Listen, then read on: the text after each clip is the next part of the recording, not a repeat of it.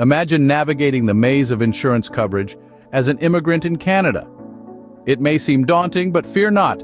We're here to simplify it for you.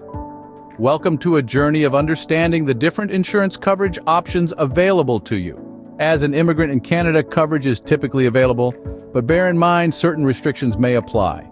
These restrictions may involve the type of coverage and maximum face amount. Sometimes, a copy of the document showing your current legal status in Canada from Immigration Canada might be needed. It's essential to remember that you must live in Canada and have a permanent address. Only Canadian income and Canadian assets are considered when applying financial rules. If you're a proposed insured with a work permit, including nannies, you are generally eligible for life, critical illness, and disability income coverage. However, seasonal workers are an exception.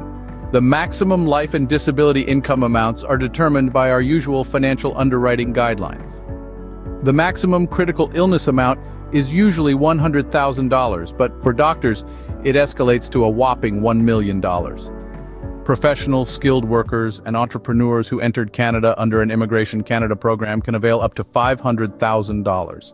For those students who have been in Canada for over 3 years, you're usually eligible for life, critical illness, and disability income coverage. The maximum amounts are determined by our usual financial underwriting guidelines, with the maximum critical illness amount capped at $100,000. Accepted convention refugees, you're eligible for life, critical illness, and disability income coverage. The maximum coverage amounts are determined by our usual financial underwriting guidelines.